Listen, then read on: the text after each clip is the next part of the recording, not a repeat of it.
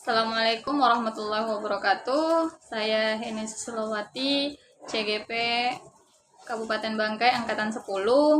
Saya akan melakukan kegiatan praobservasi dengan ditemani oleh Ibu Endang yang akan menjadi objek pengamatan saya. Untuk aksi nyata modul 2.3 coaching untuk supervisi akademik. Nah, langsung saja kita akan melakukan kegiatan praobservasi saya. Selamat pagi Ibu Endang. Pagi. Kita akan melakukan kegiatan observasi hari ini. Bagaimana kabarnya Ibu Endang? Alhamdulillah sehat. Jadi pada kegiatan kali ini kita akan melakukan observasi yang bertujuan agar nanti saat Ibu Endang sedang melakukan kegiatan pembelajaran di kelas, Ibu Endang telah menjadi lebih siap, kemudian lebih percaya diri dengan berbagai hal yang telah kita bahas saat ini. Boleh ya Bu ya? Ya, boleh. Jadi untuk kegiatan praobservasi saat ini ada beberapa pertanyaan yang akan saya tanyakan kepada Ibu Endang. Yang pertama yaitu tujuan pembelajaran yang akan Ibu lakukan dalam pembelajaran nanti apa ya Bu ya, tujuan pembelajarannya? Terima kasih. Tujuan pembelajaran karena materi saya sekarang adalah organ tumbuhan. Jadi tujuan pembelajaran saya untuk para siswa setelah mempelajari materi ini, siswa bisa memahami struktur organ penyusun tubuh tumbuhan. Kemudian setelah mempelajari materi ini, siswa juga bisa membedakan berbagai jenis organ pada tumbuhan serta fungsinya. Kemudian juga bisa mengidentifikasi dan menganalisa keterkaitan antara struktur dan fungsi sel pada organ tumbuhan. Itu saja. Baik, kira-kira area pengembangan yang hendak dicapai dalam pembelajaran kali ini apa saja Ibu Endang? Area pengembangan saya pembelajaran untuk siswa yaitu siswa dapat memahami materi secara utuh dan keterlibatan siswa dalam pembelajaran. Kemudian kemampuan siswa untuk bisa berinteraksi sosialis dengan teman-temannya, kemudian bisa mengambil keputusan atas apa yang mereka buat dan bertanggung jawab setelah mereka melakukan proses diskusi kelompok. Baik, berarti yang menjadi area pengembangan yaitu pemahaman siswa, kemudian keaktifannya, kemudian kemampuan interaksi sosialnya, serta pengambilan keputusan yang bertanggung jawab ya. Proses emosional. Kalau model pembelajaran yang digunakan kira-kira model pembelajaran apa Bu? Model pembelajaran yang saya ambil ini yaitu model pembelajaran discover learning, yaitu strategi untuk mereka bisa berdiferensiasi berbasis emotional learning. Jadi supaya mereka bisa kerjasama, jadi bisa mengenalkan emosinya, kemudian diferensiasi ini supaya bisa membedakan anak-anak, bagaimana anak-anak dari tingkat pemahaman mereka yang berbeda, tapi mereka bisa mengerti maksud tujuan pembelajaran yang saya tadi utarakan pertama tadi. Berarti lebih ke diferensiasi produk sama prosesnya juga ya, karena karena masing-masing kan punya hasil masing-masing sendiri tingkat pemahamannya. Oke.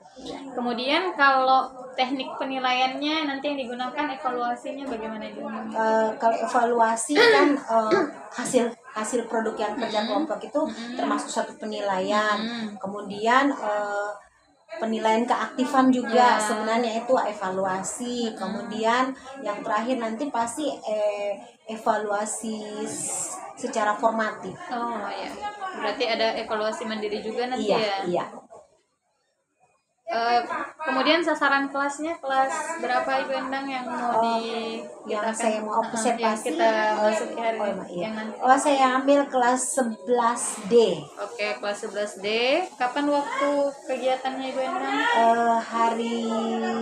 Hari Sabtu jam terakhir itu 7.8 kena di jam 12.30 sampai jam 2. Berarti 2 jam pembelajaran ya? Iya Bu. Hari Sabtu tanggal berapa? itu tanggal 7, Oh ya. tanggal 7 Sabtu tanggal 7 September ya. Iya. Oke, berarti mata pelajaran tadi karena bersangkutan dengan tumbuhan biologi ya. Iya, organ tumbuhan. Itu biologi tingkat lanjut atau biologi umum? Kalau yang kelas 11? Kelas 11 itu dia masih biologi umum karena kalau di kelas 10 kan hanya mempelajari tentang biodiversitas. Nah, kalau di kelas 11 itu belajar baru biologi dasar tentang tumbuhan dan kemudian nanti akan organ. Jadi masuk pada, kalau dalam susunan biologi dia masuk pada pembelajaran pada organisme. Oke, terima kasih banyak ini Ibu Endang sudah mau membersamai untuk nanti kita sama-sama ke kelas di hari Sabtu tanggal 7 September 2024 ya. Iya. Terima kasih banyak Ibu Terima Endang. kasih Bu Henry.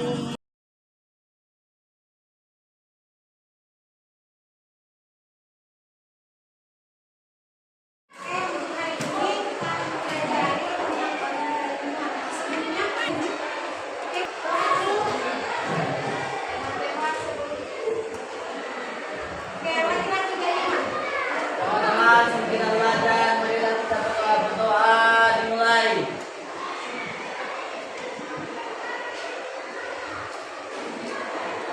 Doa selesai.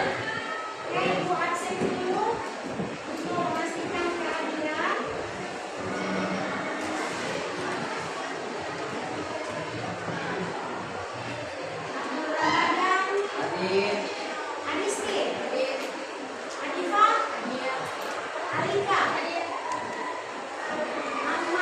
Hadir.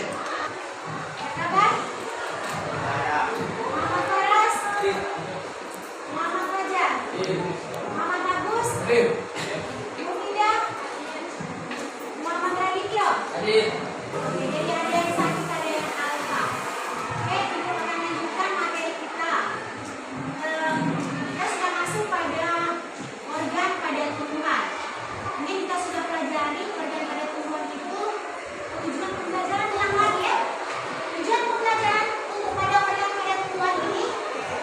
Diharapkan siswa setelah mempelajari materi ini, siswa diharapkan memahami struktur organ pada tumbuhan yang pertama, kemudian yang kedua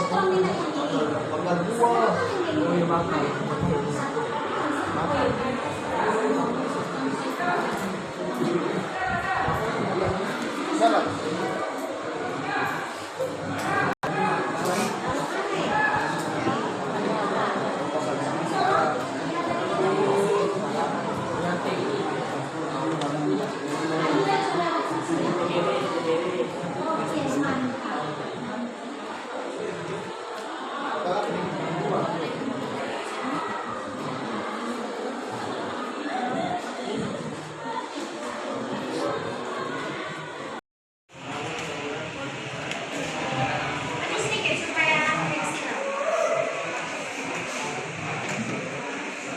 Assalamualaikum warahmatullahi wabarakatuh. Waalaikumsalam warahmatullahi wabarakatuh. Perkenalkan, saya Aulia Ikram dan kami akan mempresentasikan organ bunga, buah, dan biji. Yang pertama, nasi sesuai gambarnya yang begini. Gambar pertama ada kayak bunga.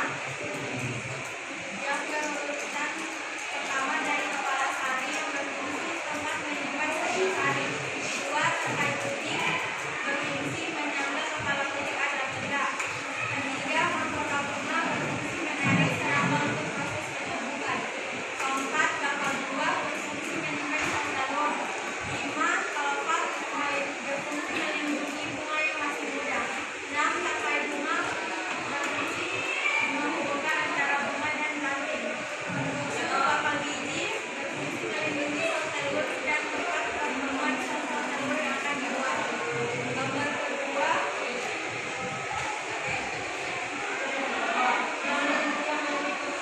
yang berurutan sesuai eksoskop berfungsi sebagai zoom atau penyebaran. Kedua, mesoskop berfungsi sebagai cadangan nutrisi. Ketiga, kulit biji berfungsi melindungi embrio.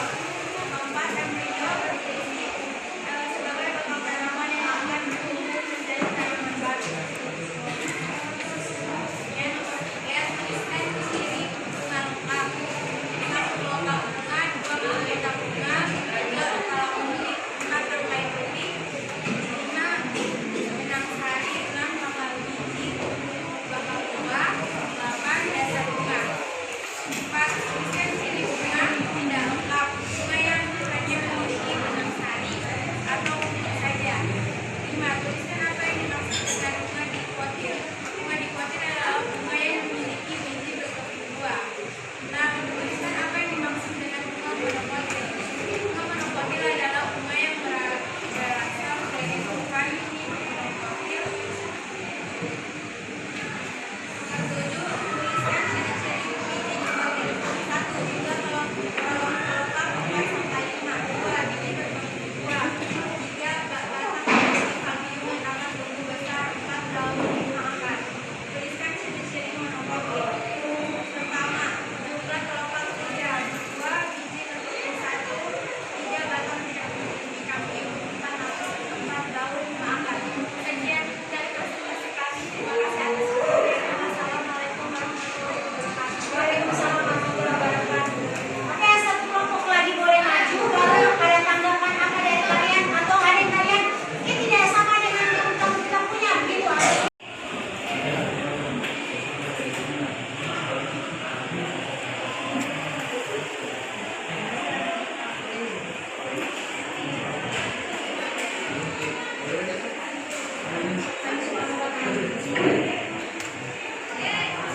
Salam dulu, seperti biasa.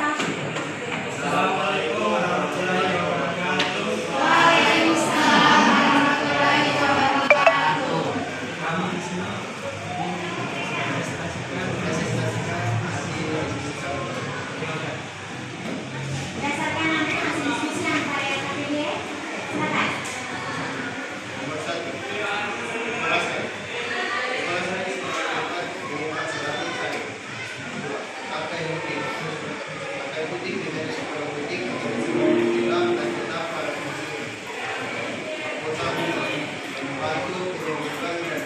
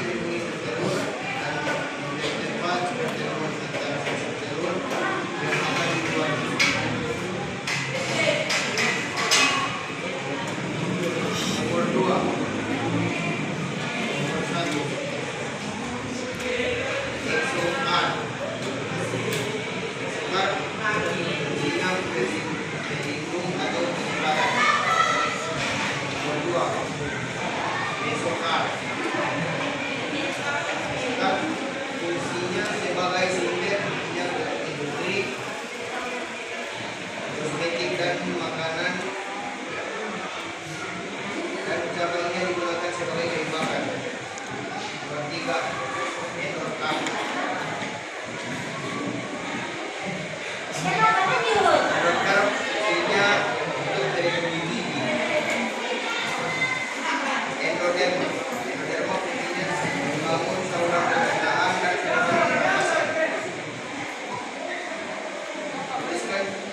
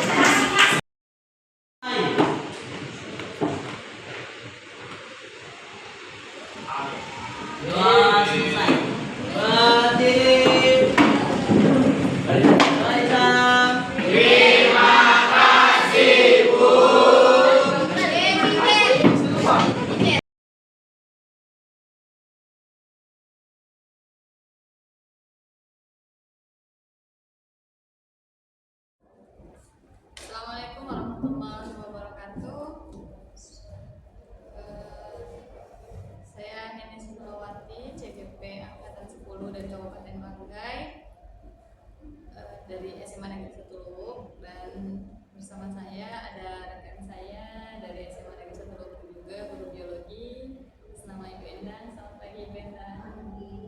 Dan saya ditemani oleh Ibu pengajar praktik yaitu Ibu Yuliana. Selamat pagi Ibu. Terima kasih telah hadir.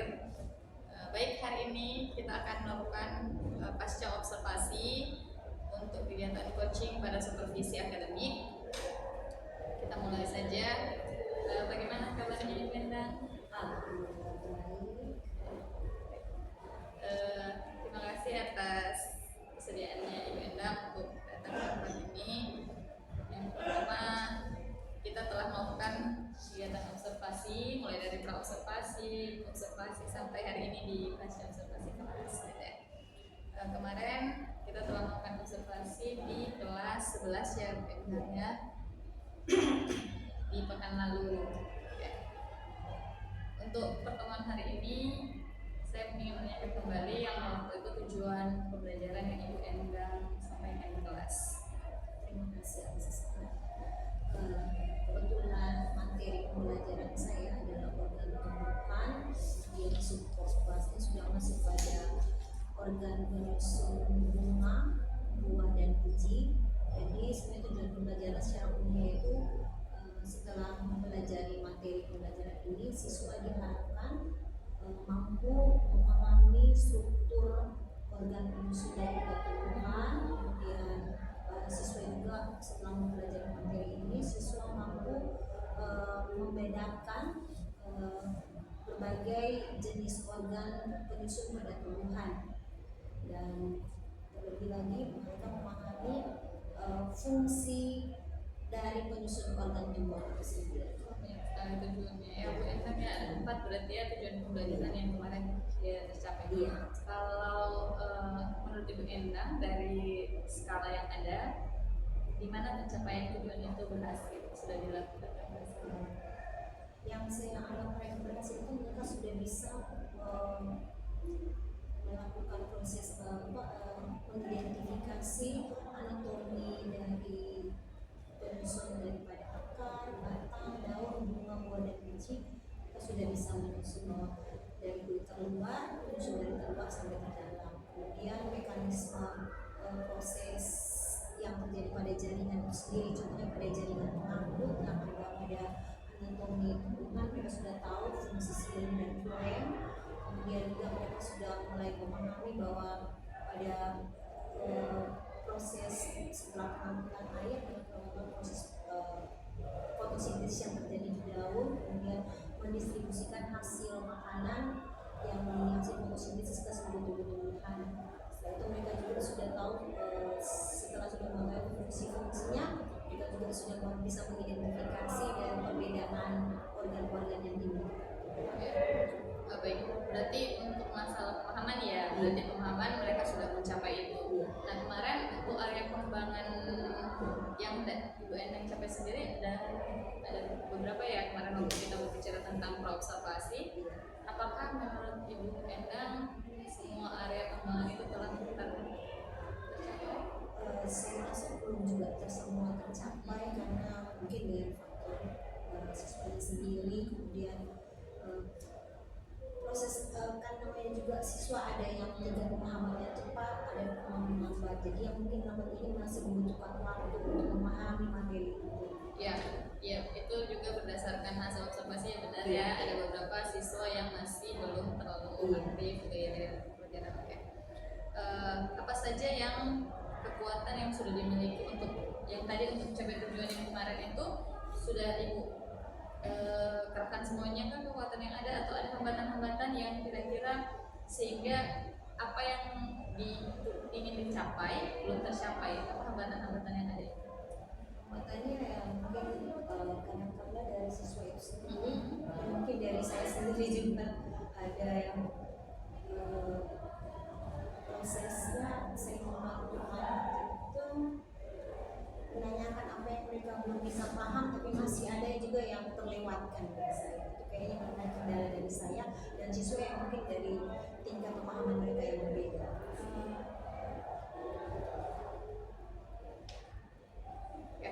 Untuk kira-kira untuk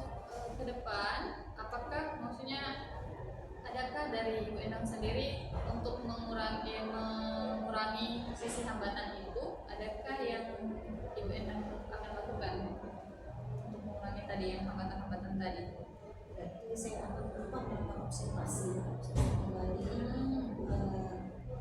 apa hambatan saya itu yang menjadi hambatan saya, kemudian saya bisa membuat tindak lanjut dari yang yang saya lakukan, saya melakukan tindak lanjut, kemudian minta juga saran bagaimana tekniknya yang baik untuk proses perbaikan pembelajaran.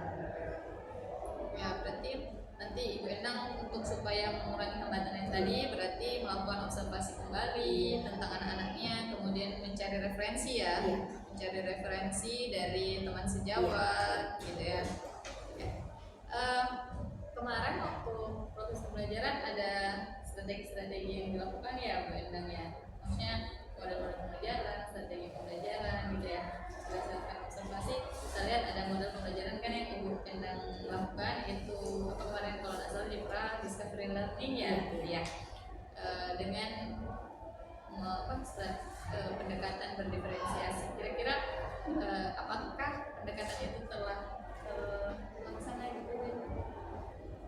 Sementara itu kemarin bisa terlaksana, tapi masih gimana ya, masalahnya mungkin kemarin itu pemahaman anak-anak ya masih ada yang kurang. Saya juga masih membagi kelompoknya hanya kelompok kecil supaya cepat mengerjakan. Jadi kelompok teman sebangku mereka juga berdiskusi, ada yang mereka berdiskusi bagus, ada juga yang masih hanya melakukan diskusi kecil baru mengerjakan sendiri. Yang terjadi kemarin itu. Ya. Area pengembangannya Ibu Endang kan tadi selain yang waktu kita melakukan observasi, areanya itu selain pemahaman peserta didik, keaktifan, ada lagi ya Ibu Endang selain itu untuk area pengembangan yang Ibu Endang lakukan ketika melakukan kegiatan di kelas. Sebenarnya area pengembangan itu maksudnya mereka bisa berkomunikasi, Iya. kolaborasi. Kemudian dengan kemandirian mereka masing-masing bisa berkolaborasi, mereka punya kemampuan. Dan itu tercapai. Sebagian tercapai. Oh, iya. Sebagian tercapai. Berarti ada juga yang terlaksana ya. Oke.